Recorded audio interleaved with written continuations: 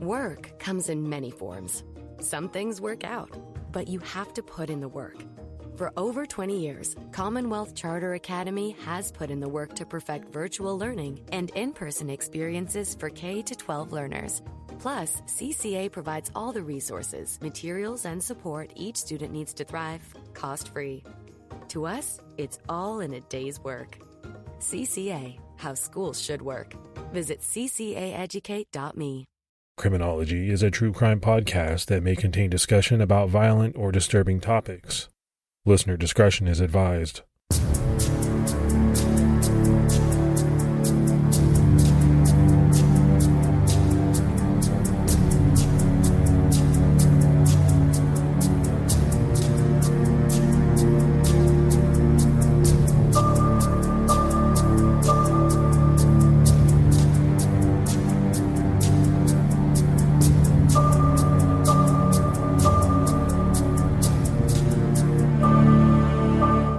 Hello, everyone, and welcome to episode 257 of the Criminology podcast. I'm Mike Ferguson. And this is Mike Morford. Mr. Morford, what's going on with you, buddy? A little bit of new stuff. I was in a TV show this week that came out on Tubi. It was a Golden State Killer show, which was pretty awesome, and always happy to talk about that case. So pretty stoked about that. What's new with you? I'm all about graduations. My youngest is graduating from high school. My oldest just graduated from college. So we got a lot going on, not only attending the graduations, but planning parties. And so it's a pretty busy time for the next few weekends. My kids get out of school, I think, in 2 weeks, 2 Fridays from today, if I'm not mistaken. So I think we get out a little earlier than you guys do up in Ohio. Well, I will say this. I remember back to being a kid, that last day of school. And that first day of summer break, man, that was awesome. I just remember that time as being like, the world is mine. I'm out of school. I can do what I want. Yeah, I know the last couple of weeks for me was always countdown mode. I didn't get too much done. It was all about getting ready for summer. I'm sure things haven't changed very much. Let's go ahead and give our Patreon shout outs. Colby Smith jumped out at our highest level. And we had John Ellis. So some great new support. We really appreciate it. Yeah, thank you so much, Colby and John, and to everyone else that supports the show. To anyone that would like to support Criminology, you can do so by going to patreon.com/criminology. All right, we're ready to jump into this week's episode. A lot of the cases that we discuss are obviously fascinating, but some of them make for really good television. It seems as if the case sometimes is one that hits home with a lot of people and draws them into the story, so much so that TV creators feel that they can make successful projects based on these cases. And in this week's episode, we're talking about the 1980 death of Betty Gore in Texas, and her case-inspired Hulu's Candy, starring Jessica Biel, and HBO's Love and Death, starring Elizabeth Olsen, which is running right now. So just a little warning, if you're watching either of those shows right now, there will be spoilers in this episode. And by the end, you might not only be surprised by what happened in this case, but by its outcome. Betty Pomeroy was born in Kansas in 1950.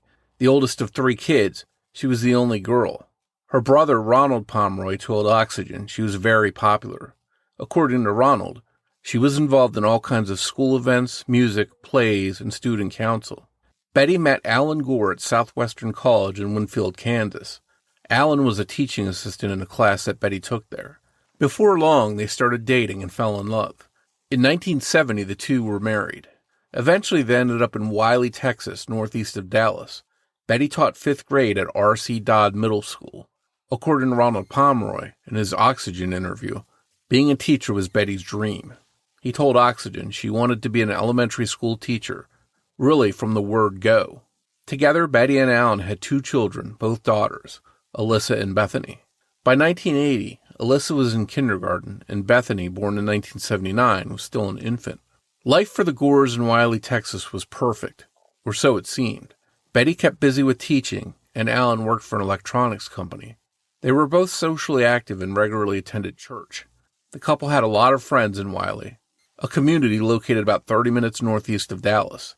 Today, Wiley has a population of around 60,000 people, but back in the late 1970s, Wiley had about 3,000 residents.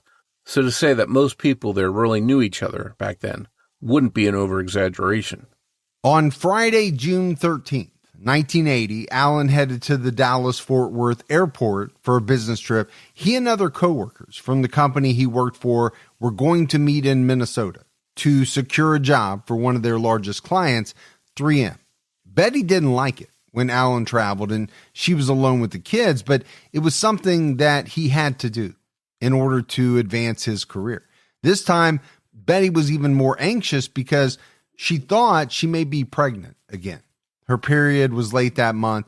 Since Bethany's birth, Betty had been ill frequently. She was bedridden often for things no one could explain and was especially prone to depression. When Allan was out of town and it was just her alone with the kids, she experienced panic attacks. It's believed that Betty may have suffered from postpartum depression, which was not well recognized at the time. In fact, postpartum onset was not recognized as a factor in major depression until the mid-1990s. At the time, it seems that Betty's issues were not taken seriously, and some people thought that she was just getting herself worked up. But Allan thought that Betty would feel better about his absence on this trip because they had a vacation plan. They were going to take a second honeymoon in Switzerland just a week later. He thought she'd be focused on that, but when it came time for Allan to leave, Betty broke down, crying as he left for the airport early that morning. At around noon, someone tried to deliver a package to the Gore home, but no one answered the door. Later that day, at around 4 p.m., Allan arrived in St. Paul and called home to reassure Betty, who was home with Bethany. He wanted to make sure she was okay. Their oldest daughter, Alyssa, was over at her friend Jenny's house, being cared for by Jenny's parents, Pat and Candy Montgomery, who were good friends of Betty and Allan. But when Allan called, Betty didn't answer. He called Betty multiple times that afternoon, but she didn't answer any of his calls. Finally, he called the operator, hoping to be connected that way, but had no luck. And for our younger listeners, back in the day, you could call the operator and ask them to try and connect calls for you, or even ask the operator to try and break into a phone call if you called someone and got a busy signal. This was a time before cell phones, apps to see where someone was, before social media, and even before pagers. Allan really had only a landline to call Betty on, and she didn't answer it, so he was starting to get worried. And Morf, you and I remember, those times, and it seems so antiquated. And it really is if you think about what we have today. You can get in touch with someone pretty much anytime you want to. Or like you said, go onto an app. I have one where I can track where each member of my family is at any point in time. It's awesome. It even tells me how fast my kids are driving. But to think that you would call an operator and either have them try to connect you, on a call or break in if the line was busy. It just seems like such a long time ago. And really it is if you think about it. Yeah, you were definitely limited back then. It was hard to get a hold of somebody sometimes. If you called their house and they didn't answer or their phone was busy, you just had to wait and keep trying. But, in one way, I think we've lost something. We've gained a lot with all of this technology, but what we've lost is the ability to kind of not be reachable. Yeah, you can not answer your cell phone or you can not respond to a text, but pretty much people know what you're doing because we have our cell phones with us all the time. And it's just so easy to get a hold of people that I feel like a lot of us have become kind of so wrapped up in the phone, the social media, the apps, the things like that, that I do think we've lost a little bit in that area. Yeah, and one thing we've lost is actual conversations, because back then you called somebody and talked on the phone with them. Now, so many people don't even bother talking. They just text back and forth.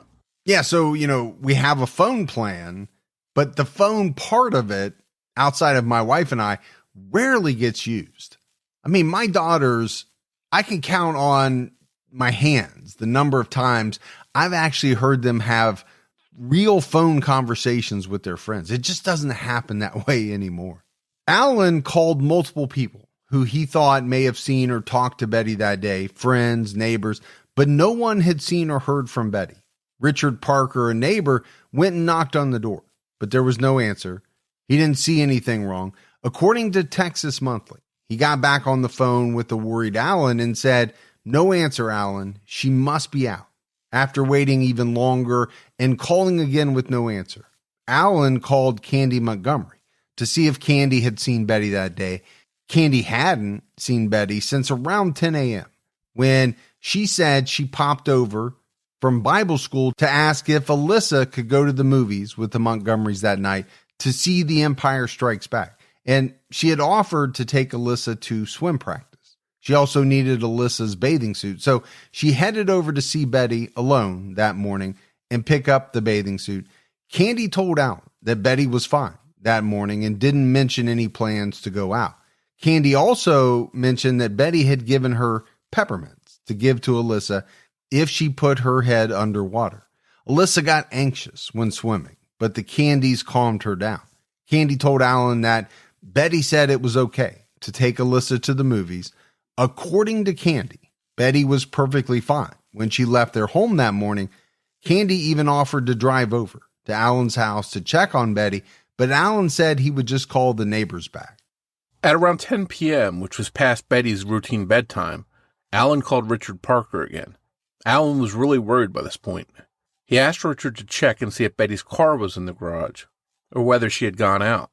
Richard Parker stood in his yard and looked over towards the Gore home, and could see into the garage from his yard. He told Allan, "There's only one car there, and the garage is open and the lights are on." This was unlike Betty to leave the garage open. Next, Allan called and checked with the Wiley Police Department and the hospital in Plano, Texas, but neither had any record of any interactions with Betty. Allan called Candy Montgomery again and explained the situation. He said she never leaves that garage door open, and he asked Candy, has she called there or anything? Allan's thought was, if there's going to be a change of plans on Betty's part, surely she would have told the woman watching her daughter. But once again, Candy said there had been no word from Betty. So Morf, kind of going back to the conversation we had about today's technology, being able to get a hold of someone, if you go back to this point in time and think about the limitations of reaching someone, I think you can really get a sense of Allan's worry, because he knew his wife, he knew his wife's routine. An hour goes by. Okay, not that big a deal. But as the day progresses, and then you get into nighttime past when Betty would normally be in bed, and you still can't get a hold of your wife. And we talk about that worry and then kind of panic setting in. You can almost feel it. The helplessness that he must have felt being so far away and not being able to get a hold of Betty. And I think he was probably double worried because his young daughter was also unaccounted for during that time. Allan called Richard Parker back and asked him to go check the outside of the house again, this time keeping his eye out for any kind of note that Betty may have left. Richard walked over to the Gore's driveway. Instead of checking from his yard, he was surprised. He had not seen Betty's car, a Volkswagen Rabbit, when he'd looked before, but this time he saw her car there. The light inside the utility room off the garage was on, but the door itself was locked. Finally, Richard Parker's mood switched from annoyed and inconvenienced to worried. According to Texas Monthly, Richard said, "Something's wrong, Allan. I don't know what, but something's wrong. Both cars are there and the lights are on, but nobody answers the door." At that point, Allan asked Richard to get inside of the house any way he could and check to see if Betty or Bethany were inside. Richard Parker, who was a realtor, went to look for his realtor keys. These were sets of keys used by realtors that often fit many doors, like a skeleton key. He was thinking that one of them might fit the Gore home, and he could get inside to check on Betty and Bethany. While Richard looked for his keys, Allan called another neighbor, Jerry McMahon, and explained the situation. Jerry's wife didn't want him to go to the Gore home alone, so he called a third neighbor, Lester Gaylor. Together, Richard Parker, Jerry McMahon, and Lester Gaylor went to the Gore home, prepared to break in if they needed to through a door or window. But it soon became clear that they didn't need to. The front door had been left unlocked and opened when they turned the knob. The three men cautiously entered the Gore home, and it was clear that something was wrong. Bethany was crying softly in her crib. The men stumbled through the dark house, fumbling to find light switches to turn on. They made it to Bethany's room and checked on her. It was clear that her diaper hadn't been changed in quite some time. Richard Parker picked her up and ran back to his house with her in his arms. He called the police and started taking care of baby Bethany. She was hungry, tired, and dirty. Over at the Gore home, Jerry McMahon and Lester Gaylor continued searching for Betty. A basket of laundry was sitting in the living room. It looked as though she had intended to fold some laundry, but never finished. Going further into the home, they saw something red smeared on the freezer in the utility room next to the garage. Inside the utility room, they found Betty Gore lying on the floor. There was a large pool of blood underneath her body. The men assumed, from looking at the wound on Betty's face, that she had been shot. The men were shocked, unsure of their next move, until the phone rang. It was Allan Gore calling for news. He had sent the neighbors to check on Betty, and no one, including Betty, had called him back. He had sat there next to the phone in his hotel room, waiting until he couldn't wait any longer. Richard Parker, who had arrived back at the Gore home after making sure Bethany was okay, answered the phone. According to crimelibrary.org, Richard Parker told Allan, "The baby is fine, but Betty's dead. She's been shot. It looks like a suicide." According to Texas Monthly, a perplexed and shocked Allan said, "How? We don't have a gun." And I said it appeared as though Betty had been shot. And to the men, I think they believed that she had been shot with a shotgun. I mean, her face was described as being unrecognizable. And, we have talked about a lot of different types of shootings and things in the many cases that we've covered. But if you think about a shotgun blast to the face at close range and the type of damage that would do, if you're someone who finds a body and the face is so badly damaged, I can see where, these men who may have been hunters, I don't know, but they lived in Texas. I can see how they may have thought at first that Betty, ended her life by shooting herself in the face with a shotgun. It's a grisly thing to think about, but we'll get into the details more as we go. And it had to be a terrible feeling for Allan Gore to get this news, because he was stuck in another state, helpless to do anything. Allan was devastated. He knew Betty didn't like being home alone. He also knew that their marriage and family life was not as perfect as it looked to most people that knew them. He and Betty had both had affairs, and Betty was unhappy with how often he was gone for work. She had insecurities and anxieties, and still he left her alone. He felt responsible, like if he had been home he could have prevented all of this. He thought that the depression had gotten the better of Betty, and she had taken her own life. But unbeknownst to Allan, Betty hadn't taken her own life. Police arrived on the scene and started surveying it. They quickly recognized that Betty hadn't taken her own life and had been murdered, and the weapon used wasn't a gun. It was an axe, and Betty had been struck and hacked with it repeatedly. A 3-foot-long axe was found hidden behind the freezer. It turned out to be the weapon that killed Betty. The axe belonged to the Gores, and it had been taken from a pegboard full of tools in the garage. Wiley Police Chief Royce Abbott later said that it appeared Betty had been killed in a fit of rage. Supposedly, and this could be absolutely a rumor, one officer noticed a newspaper in the kitchen. It was open to a specific page, and on the page was a review of The Shining, the movie where Jack Nicholson attacks his wife with an axe. The Shining angle seemed to be something police considered, thinking that some maniac may be on the loose inspired by the movie. But that wasn't the only possible movie tie-in. Some sources also say that Betty's murder, which happened on Friday the 13th, occurred the same weekend that the original Friday the 13th movie opened in theaters. But that movie opened over a full month before Betty was killed. Whether or not Betty's murder was connected to a movie was unknown, but what was clear was that a killer was on the loose, and residents of the town were terrified as word quickly got out. And here again, Morf, I think this is something that you can visualize. You can get a real sense of. You mentioned it earlier. This was a town at the time of about 3,000 residents. This type of news is going to spread very quickly in a town that size. And it's going to be not only shocking, but terrifying. On the one hand, you're heartbroken for Betty Gore and what happened to her.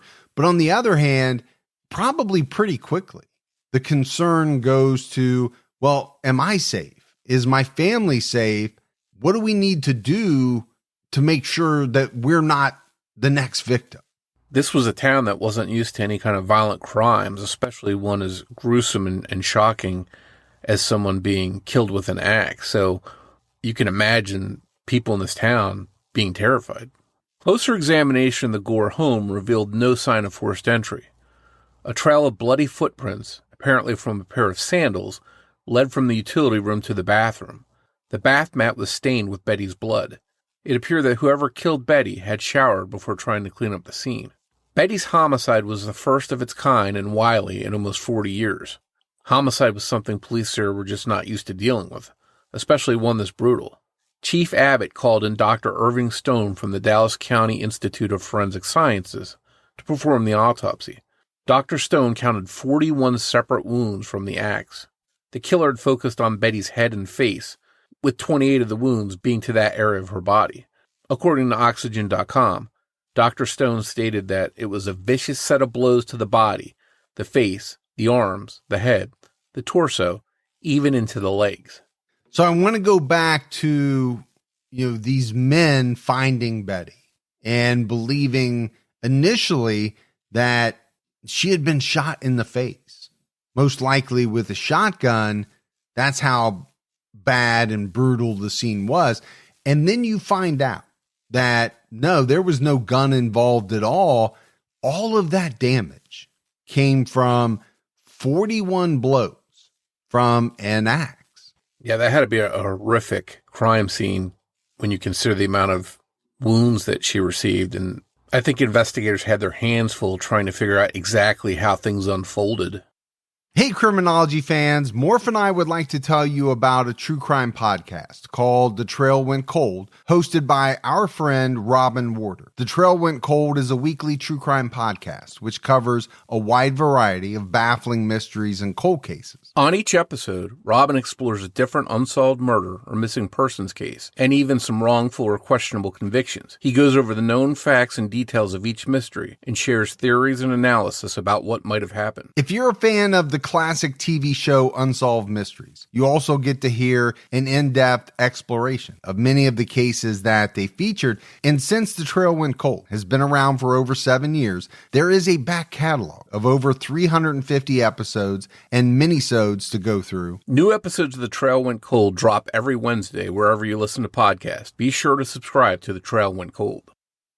Investigators quickly decided that whoever killed Betty had known her, explaining the lack of forced entry. They also decided that her killer had a reason to be angry with her. This was a spontaneous attack, not a planned and calculated murder in their minds, since the killer hadn't brought their own weapon with them to the home. They also thought that the killer must be a large, strong male, solely due to the amount of times the person had been able to swing an axe with such force. However, the shoe prints found in blood indicated that a smaller offender, perhaps even a woman, was to blame. But the best thing police had to compare to any suspects was a print. There was a thumbprint on the freezer door. Despite the killer having tried to wipe away evidence on the freezer, the coffee pot was still on, unattended, and the coffee had burned. Investigators believed this meant that Betty had been killed in the morning. So already, Morf, we have some, what I would call conflicting information. Thinking about someone raining down 41 blows with an axe, I could see how in the minds of investigators, they would go immediately to a large male, strong guy who's able to not only physically deliver that many blows, but put the force behind them that would have inflicted the type of damage that Betty received. But then you have the shoe prints. Now, could it have been a large man with small feet? Maybe. I think they were pretty quickly on the track that this could possibly be a woman. Yeah, I think at the very least, the amount of wounds and the frenzy that was involved makes it seem like a crime of passion, because if it was just someone trying to kill Betty, they could have accomplished that with less swings of the axe. So it seems like it was definitely some kind of frenzy. Chief Abbott interviewed Allan Gore. And of course, he had a good alibi. He had left his home for his trip before Candy Montgomery had stopped by and talked to Betty, so police knew she was alive when Allan left for his trip. It was time to look at other people close to Betty.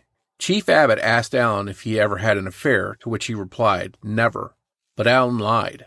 Understandably, he didn't want the skeletons to come out of his closet if they weren't relevant to the investigation. Allan had only had one affair during the time he was married, and he knew in his mind that the woman he had been unfaithful with wouldn't have hurt Betty.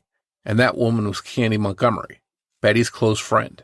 That was one of the reasons Betty and Allan had ended their affair, because they felt guilty and didn't want to hurt Betty. But it was thought that Betty had been feeling that Allan was distant and may have suspected he was having an affair. Not long before she was killed, Betty and Allan renewed their vows, but Betty couldn't get the feeling out of her mind that Allan had been having a relationship with another woman.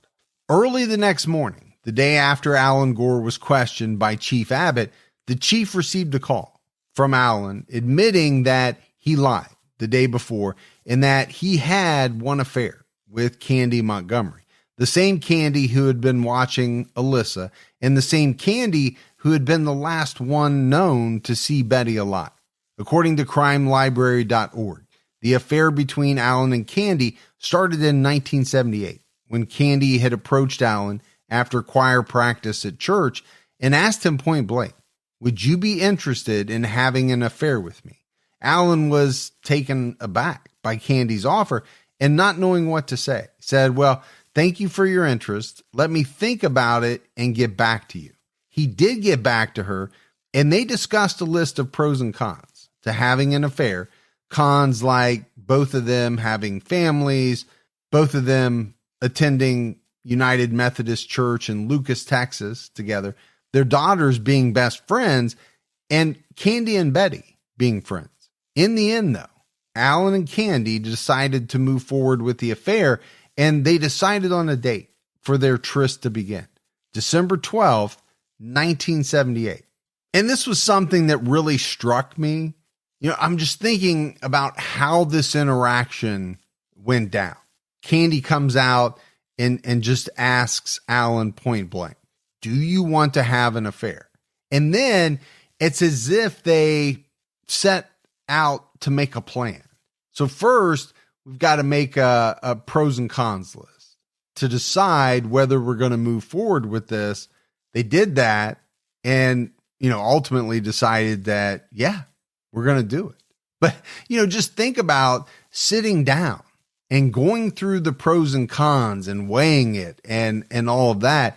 It just seems so strange. Yeah, it seems very transactional, very almost like you're putting a shopping list together to go to Home Depot and pick stuff up. Now, I've never had an affair, but in my mind, I picture maybe a couple having an affair sort of start spur of the moment with no planning, just on the spot, it happens. And here you have this big plan between them where they're laying out details and pros and cons. And I don't know how typical that is, but it seems pretty unusual. No, I would back you up on that. To me, that seems very atypical, at least from, movies and television and all that we see. You would think that most affairs start in kind of the heat of the moment. Two people get kind of wrapped up into each other in a moment, and they don't think about their spouses or one spouse or whoever it is, and they do something that they shouldn't do. That's not what we're talking about here. Yeah, they did something that they shouldn't have done, but They took their time and really weighed it out, but ultimately came to the decision that, yes, this is something we should move forward with. Candy and Allan split the cost of a hotel room near Allan's office, paying $14.50 each for a room at the Continental Inn on the Central Expressway in Richardson, Texas. Candy brought homemade lunch and wine. They continued to meet regularly, almost weekly, to have sex and talk over Candy's homemade lunches. The pair switched to the Como Motel to save $3 each during their visits. Reportedly, both Allan and Candy were racked with guilt over the affair, and neither wanted their spouse to find out. Eventually, they stopped seeing each other. Soon after the end of their affair, Allan and Betty Gore rekindled their relationship, attending 2 sessions of marriage encounter, a weekend retreat connected to the church for couples that teaches them to be more present and honest and communicate more openly. News of the affair was enlightening to investigators. In Candy Montgomery, they now had a person who may have had a motive for killing Betty Gore. The footprint found at the crime scene now made more sense. It was small, and as we mentioned, police felt it was possibly left by a woman or maybe even a child. Candy Montgomery was just 5'2", and she had a petite frame. A 5-year-old neighbor had visited the home on the morning of the 13th looking for Alyssa Gore. No one came to the door, so she left. At around 11 a.m., this neighbor spotted Candy leaving the Gore home well after the time Candy told police she had left the Gores. And like we mentioned, in a small town, news travels fast. On June 19th, less than a week after the murder, a headline gave word of suspicion into Candy. It read, "Female friend of husband sought in axe killing of wily housewife." So, so much for police keeping it under wraps that Candy was a suspect in her friend Betty's murder. On June 20th, 1 week after Betty's death, Candy was called into the police station for another interview. This time a much more formal interview, and her fingerprints were taken.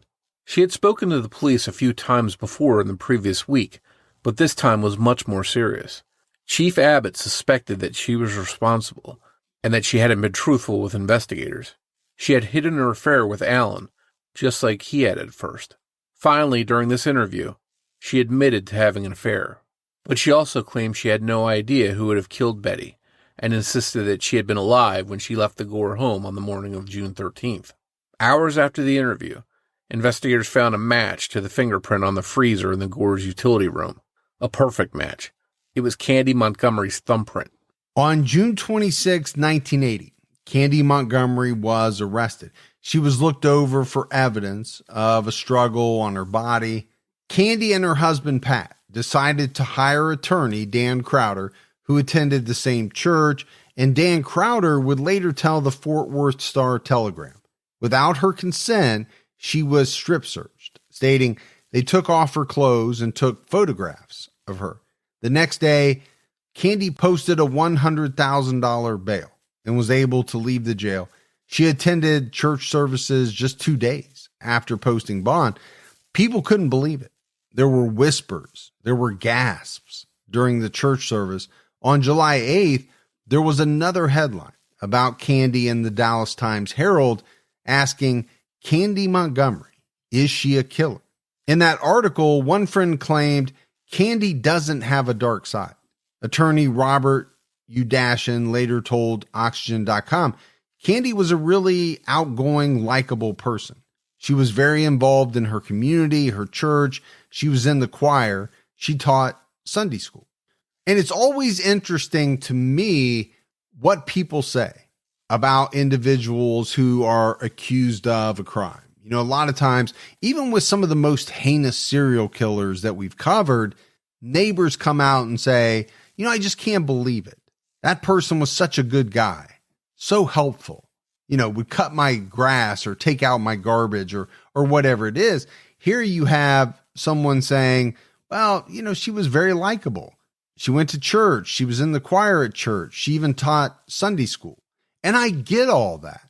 But, at the end of the day, the question I have is, okay, what does that mean in regards to a person being a killer? Does it mean they couldn't kill, or just that you would be shocked if you found out that they were a killer because the picture in your mind that you have of them is so far removed from that? Yeah, I think so many people have a image in their mind of a brooding, scary killer, maybe someone with a long history of breaking the law, violent tendencies, that kind of thing. And in many cases, it turns out that the person is a normal person, productive member of society, that's your neighbor and goes to church with you. So it must have been shocking when this happened for all these people that knew Candy. Yeah, no doubt. I think it's always going to be shocking because what this person is being accused of doing doesn't line up with, the thoughts, the things that you have in your mind when you think about them. Attorney Dan Crowder had his work cut out for him defending Candy Montgomery. They had footprints at the scene indicating a woman may be the killer, and most damning, they had Candy's print. But Crowder told the Fort Worth Star-Telegram if it were her thumbprint, there could be any number of explanations for it, explaining that his client had been in the Gore home quite a bit. Despite the thumbprint having been left in blood, Crowder argued that the print could have already been on the freezer door, only to end up smeared with blood. Another reason this was going to be an uphill battle for Dan Crowder was because he had never tried a criminal case before. He was a personal injury attorney. That would change in October 1980 when Candy went to trial, and Crowder asked fellow attorney Robert Udashin to help him with the case. Judge Tom Ryan ordered that the older closed courthouse be reopened for the Candy Montgomery trial due to its higher capacity. 250 people could sit in the gallery and watch the trial. This was the largest courtroom in all of Collin County. At trial, Crowder laid out his case. Candace Montgomery killed Betty Gore. She did so with an axe, but she did so in self-defense. The homicide was justified. He told jurors a jury of 9 women and 3 men had been chosen. 30-year-old Candy was the first witness to take the stand. In her own defense, she told the part of her story that had always been true. On the morning of June 13th, she had visited the Gore home to pick up Alyssa's bathing suit. She had spoken to Betty, who was fine when she arrived. They spoke as they always did, but this time, after a bit of small talk, Betty confronted Candy, saying, "Candy, are you having an affair with Allan?" Candy acted surprised, and in a way, she really was. She had no idea that Betty could have known about the affair. According to her, she told Betty, "No, of course not." But Betty pressed her, saying, "But you did, didn't you?" Candy said she came clean and admitted to Betty that she and Allan had once had an affair, but she told her that it had already ended and that it had been over for quite some time, 7 months, actually. Still waiting for Alyssa's bathing suit, Candy apologized to Betty for the affair with Allan. According to Candy, Betty excused herself and stepped into the garage. And then seconds later, Betty stepped back into the utility room and came into the kitchen holding an axe.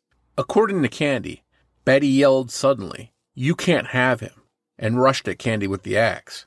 Struggling over the axe, Candy tried to reassure her that the affair was over and that she didn't need to do this. Candy yelled, "I don't want him." Betty hit her in the head with the axe and struck her foot too, causing the wounds investigators found on Candy after her arrest. Candy claims that as they fought, Betty had the audacity to shush her, and it was this shushing and not being attacked, not being injured, that sent her into a fury. She managed to knock Betty down, overpower her, and didn't stop striking her with the axe for 41 full swings. Suddenly it was over. Candy was standing out of breath over Betty, who was dead on the floor, and Candy may have been in shock. According to the Dallas News, Candy stripped and then took a shower to wash the blood off herself, saying, "I felt so guilty, so dirty. I felt so ashamed." Then she wiped down the exterior of the freezer, grabbed Alyssa's bathing suit, and rushed home to change her clothes. She washed her burgundy blouse and found a similar pair of jeans to cover the wound on her foot. She changed into a pair of sneakers. When her skirt was dry, She went back to Lucas United Methodist to teach vacation Bible school. According to Texas Monthly, already late, she memorized her spiel on the way there. When she encountered a friend in the church parking lot after arriving back, Candy said, "I went down to Betty's and we just got to talking, and then I looked at my watch and thought I had time to go to Target and get Father's Day cards, and I drove all the way to Plano. But then when I got there, I realized my watch had stopped and I was late, so I didn't even go in. We're taking Alyssa with us tonight to see The Empire Strikes Back. That reminds me, I'd better go check on the kids." And obviously more, if we're going to talk a lot about what things point to Candy's guilt, what things might point away from her guilt, there's no doubt that this is a case that divides people, and we'll get into that. But, what I want to talk about is this vicious attack, no matter how it went down, because we'll get into that later, the 41 blows and what this attack must have been like. She decides to clean up, she changes, but then, really she just goes back to the rest of her day. And I think that's what a lot of people find so very strange in this whole thing. Yeah, there's no question that she tried to paint a picture that her day was pretty normal and nothing uneventful happened while at Betty's house or afterwards. And we know, obviously, that wasn't true information, that this was all a lie that she told. Well, and a lot of people have questioned, how does someone hit somebody, killing them with an axe 41 times, and then go back to church and teach vacation Bible school to children? How does someone do that? And whether you're into a quick gloss and go or full glam with bold colors, we all have that one product we can't live without. For me, it's the Thrive Cosmetics Liquid Lash Extensions Mascara. It gives my lashes unbelievable length and definition, like extensions in a tube. And with 6 shades that don't clump, smudge, or flake, it stays flawless all day. Plus, removal is a dream. It slides off with warm water, no tugging required. The best part? Thrive Cosmetics is 100% vegan, cruelty-free, and made with clean, skin-loving ingredients. And when you shop, you're giving back. They've donated over $150 million in products and cash to support causes like cancer, homelessness, and domestic abuse. High-performance beauty that gives back? That's something I'll always stand behind. Try your new trusty favorites with an exclusive set for our listeners. New customers can get the Liquid Lash Extensions Mascara and a mini-sized Brilliant Eye Brightener at a special set price with free shipping at thrivecosmetics.com/beauty. That's Thrive Cosmetics, CAUSEMETICS.com/beauty. When it comes to Father's Day, some things never change. Dads want steak. In fact, 75% of Americans say there's no better way to celebrate than grilling with the family. That's why I'm giving my dad Omaha Steaks, the original butcher, trusted since 1917.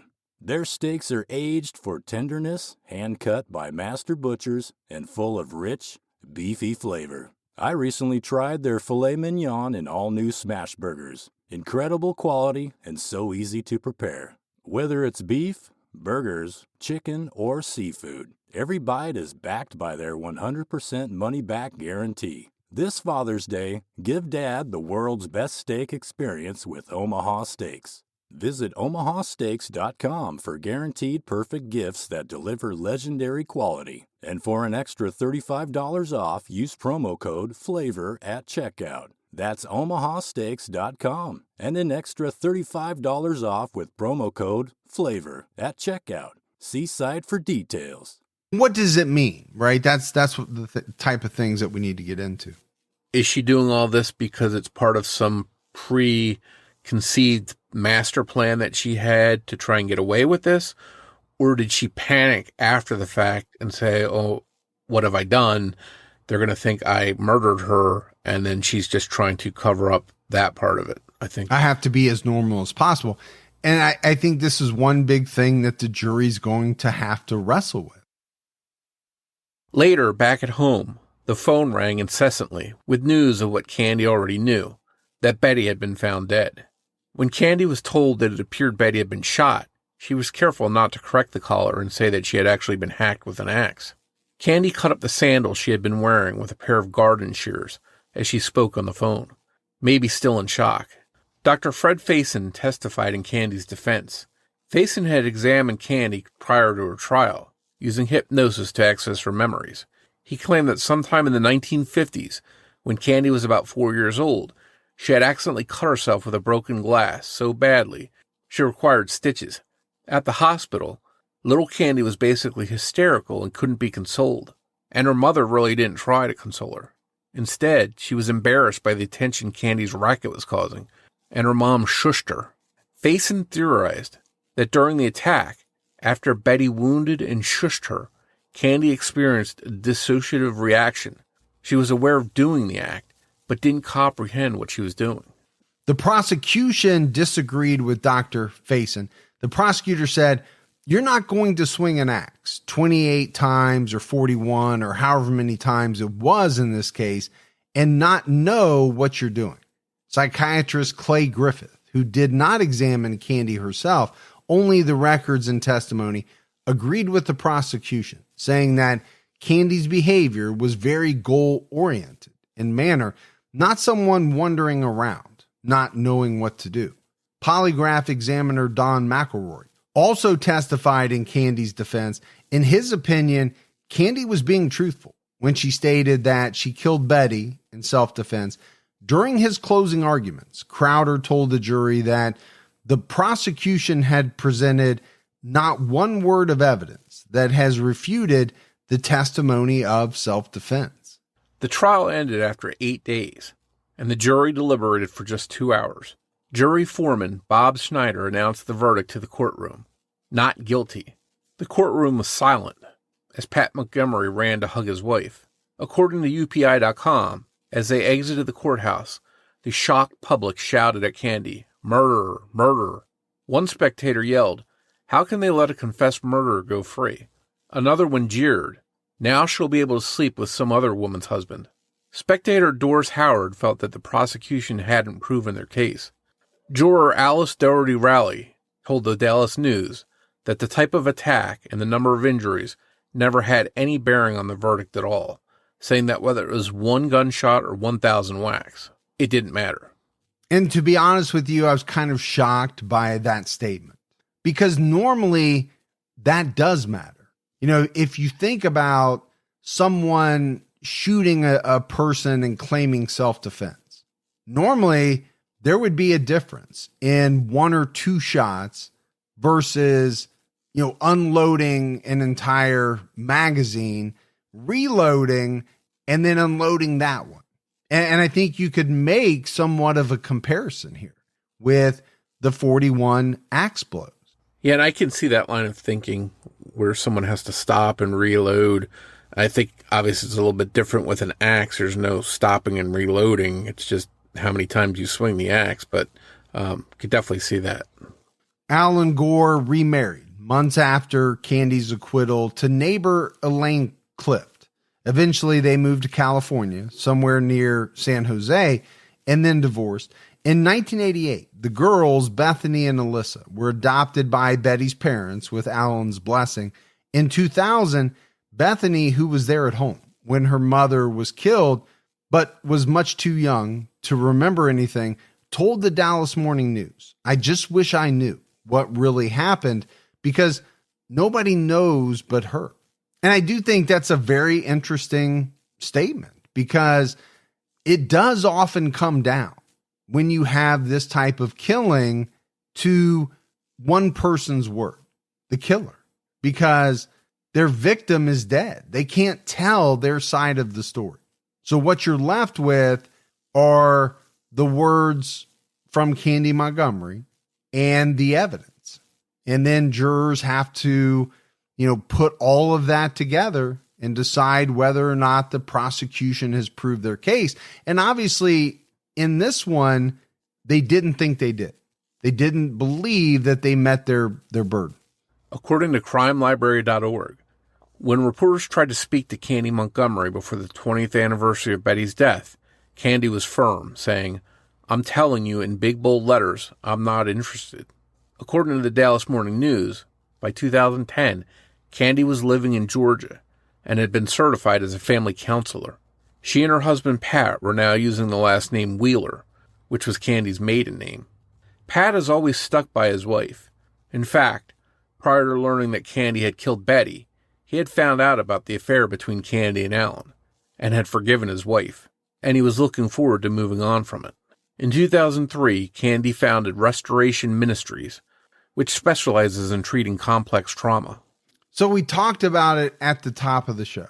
The homicide of Betty Gore has been told in many different forms of media. At this point, it's often referred to as the murder of Betty Gore, but can it really even be called a murder?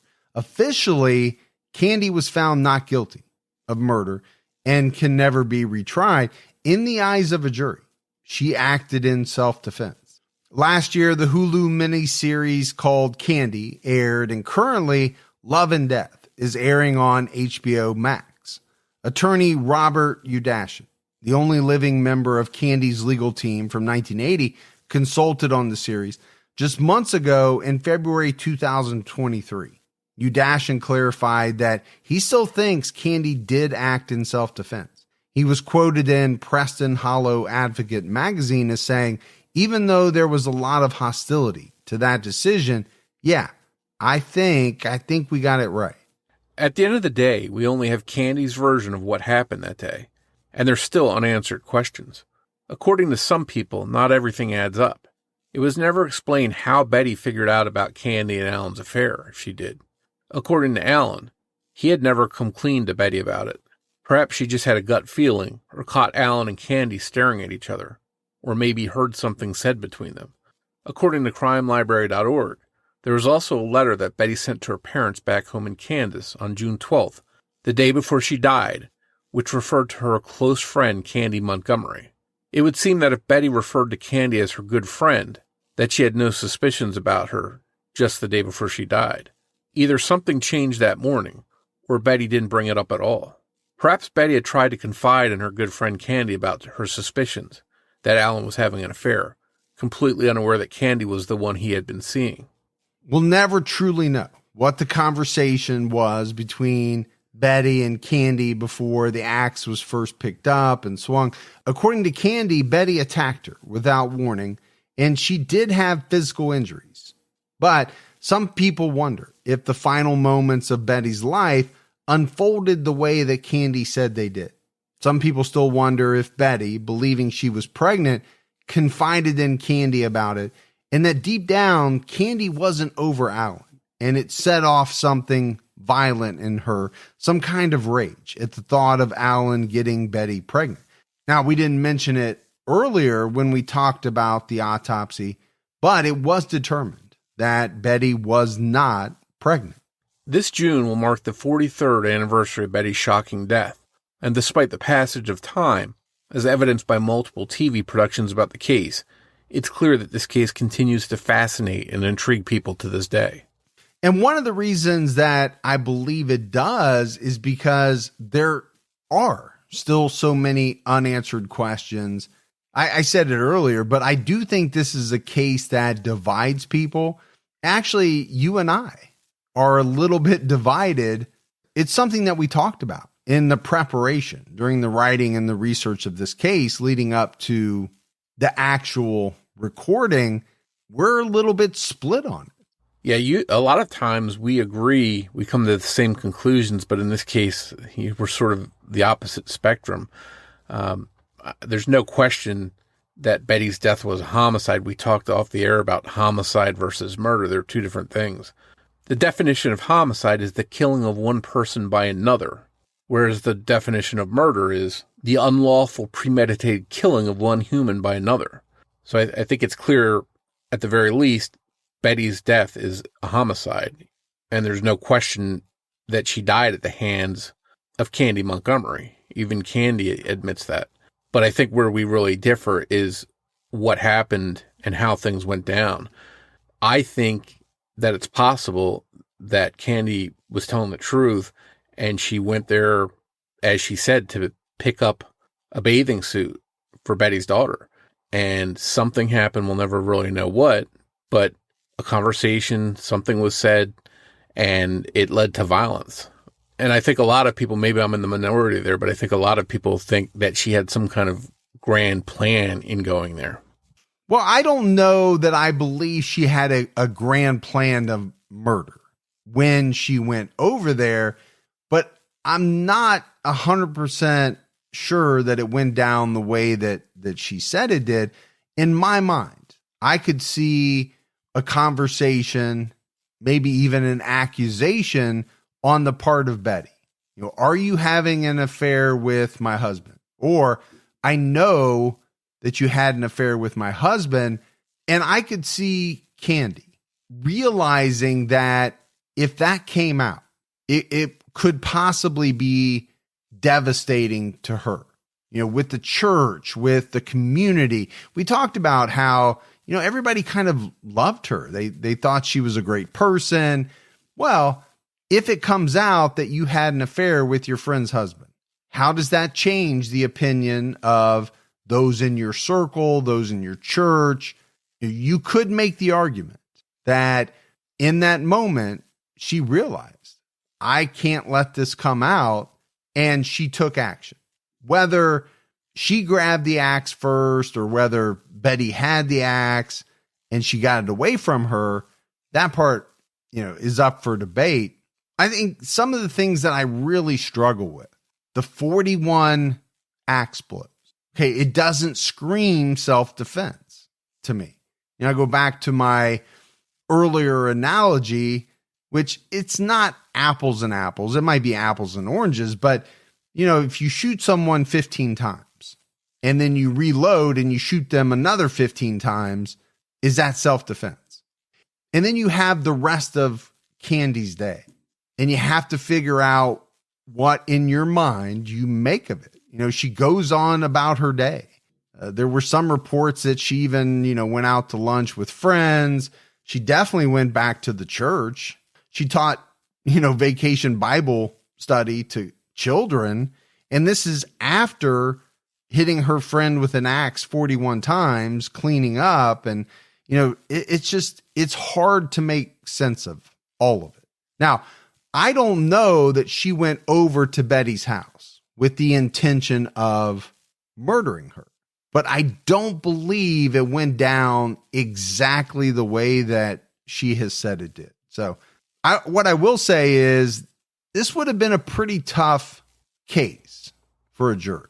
I could see how it would have been. And at the end of the day, it really comes down to the jury. Do they believe not even so much in Candy's guilt or innocence, but do they believe that the prosecution has met their burden of proof? Because, a lot of times those two things can be different. You, as a juror, you could absolutely believe that someone is most likely guilty, but at the same time, not be able to say that the prosecution has proven it or met their burden. And I just think this is a case where you can see how a jury could find reasonable doubt because we're debating it. It's not so cut and dry. Yeah, and I think we definitely agree that this was clearly a homicide, that Candy took Betty's life. That part's not up for debate. I think what really clouds the water is the amount of wax with that axe, because it does seem like overkill and it does seem like a frenzy. And to me, it doesn't seem like Candy would purposely attack her with that many whacks of an axe just to kill her. To me, it screams frenzy, heat of the moment, and maybe it goes back to what the doctor that analyzed her said, that it was connected to some kind of trauma. And I don't know how, if Candy's telling the truth, I don't know how she would respond in that moment.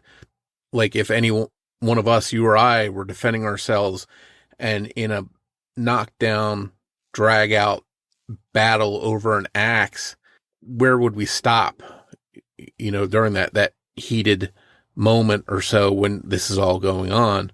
I think it's hard to say what we would do, how we would react, and would we just get up and run away after hitting someone once, or would we keep battling until we felt that the person we were battling wasn't a threat anymore?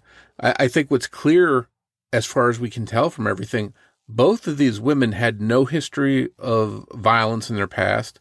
They were both well respected, no criminal records, no hints that anything like this would happen. It really comes down to whether you believe Candy's version of events. Did she really defend herself and this was a frenzied defense, or was this a frenzied attack on her ex-lover's wife?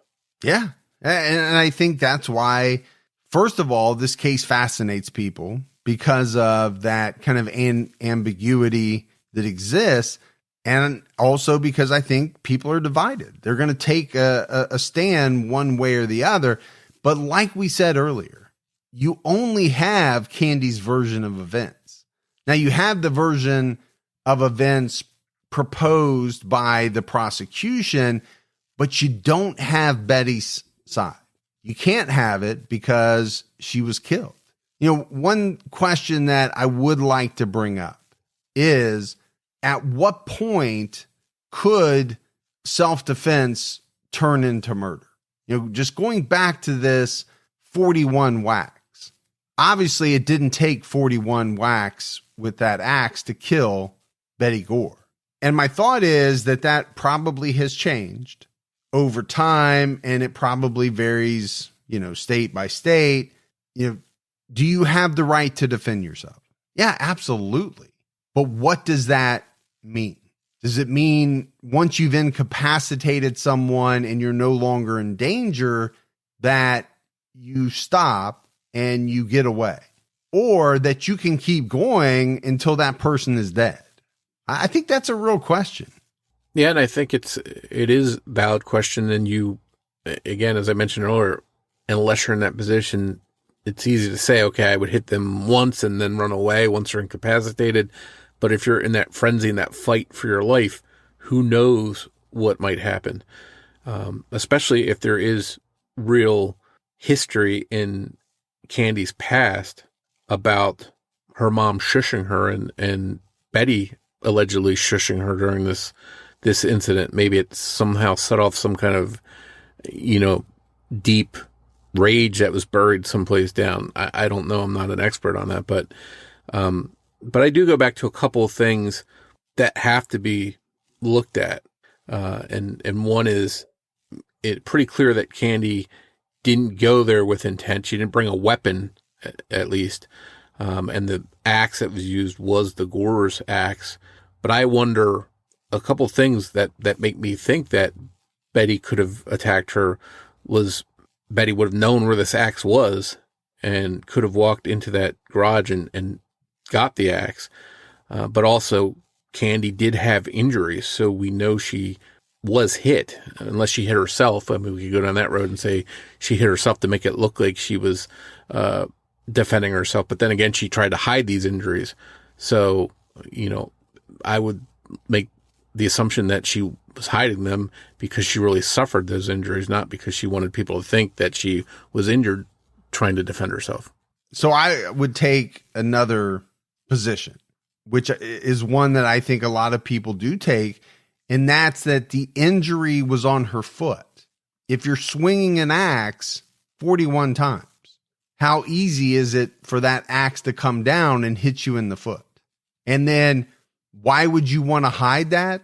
Because you don't want people to connect you to the death. So again, you and I could go back and forth all day long. And I think people do online, and it's what fascinates so many people about this case. So if Candy didn't go there with murder in mind, didn't bring her own weapon, if this really was a heat of the moment thing and she killed Betty while not defending herself, what would the appropriate charge have been?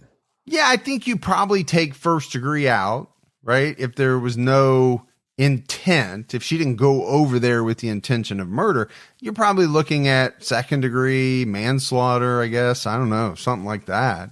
But at the end of the day, Morf, We can speculate. We can go back and forth. We can even argue, which is fun. To be honest with you, it's sad that Betty Gore lost her life, but I don't know that we'll ever know the absolute truth. There's no compelling reason for Candy at this point, so many years later, to come out and tell a different story if it really did happen in a different way than she said back then. Although technically she could come out and do that and say, here's what really happened. I killed her. I went over there and planned it and did it. And they couldn't charge her again. Oh, yeah, absolutely. She could. She absolutely could. And she could profit from it, right? If she wanted to. So maybe that says something about her. I don't know, man. I am so up in the air, and like I think a lot of people are. And the other thing is, I think you have to be careful in watching these shows that we mentioned, because a lot of times these shows paint it in a certain way. And obviously there is some, at least in the Hulu version, some things that were done for dramatic effect that actually didn't happen. So a lot of times people watch these shows and they get an impression, but it's because some of the facts are a little twisted for entertainment purposes. But at the end of the day, it's just a fascinating, tragic case that people are going to be talking about for years to come. But if you love the show and you haven't done so yet, take a minute, go out, give us a rating. You can leave a review. Keep telling your friends. That word of mouth about the Criminology podcast really goes a long way. If you want to find us on social media, we're on Twitter with the handle @CriminologyPod. You can also find us on Facebook by going to facebook.com/CriminologyPodcast. Or you can join our Facebook discussion group, Criminology Podcast Discussion and Fans. So that is it for another episode of Criminology, but Morf and I will be back with all of you next Saturday night with a brand new episode. So until then, for Mike and Morf, we'll talk to you next week. Take care, everyone.